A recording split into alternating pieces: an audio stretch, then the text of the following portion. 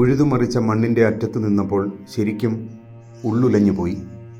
എന്തെല്ലാം സ്വപ്നങ്ങളുമായി ജീവിച്ച മനുഷ്യർ, കൊച്ചുകുട്ടികൾ, അവരെ സ്നേഹിച്ച അരുമകളായ മൃഗങ്ങൾ, അവർക്ക് തണലായി നിന്ന വൻമരങ്ങൾ, ഇവയെല്ലാം ഈ ആഴങ്ങളിൽ എവിടെയൊക്കെയോ ഉണ്ടല്ലോ എന്നോർക്കുമ്പോൾ വിഷാദം വന്നു മൂടുന്നു. ഞാൻ കൂടി ഉൾപ്പെട്ട കോഴിക്കോട് 122 ടെറിട്ടോറിയൽ ആർമി ബറ്റാലിയനിലെ 30 അംഗ സംഘമാണ് രക്ഷാപ്രവർത്തനങ്ങൾക്ക് ആദ്യം ഓടിയെത്തിയത്.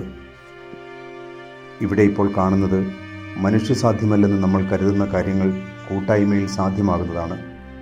സേനയും പോലീസും ഫയർഫോഴ്സും സന്നദ്ധ സംഘടനകളുമെല്ലാം ചേർന്ന് ദുരന്തമുഖത്ത് പൊരുതി നിൽക്കുന്നു. അവർക്ക് നന്ദി പറയാനും പ്രചോദനം നൽകാനും വരണമെന്ന് തോന്നി.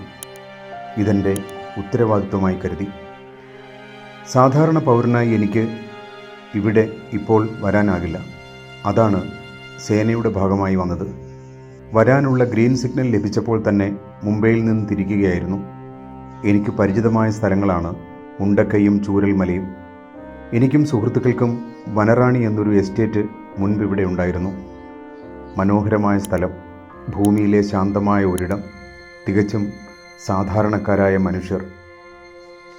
എല്ലാ മനുഷ്യർക്കും പറയാൻ വേർപാടിൻ്റെ നിത്യവേദനയുടെ കണ്ണീരണിഞ്ഞ വിവരങ്ങൾ മാത്രം. ഭാര്യയെയും മക്കളെയും രക്ഷപ്പെടുത്തി വരുമ്പോൾ വെള്ളത്തിൽ ഒലിച്ചുപോയ നാട്ടുകാരൻ്റെ കഥ.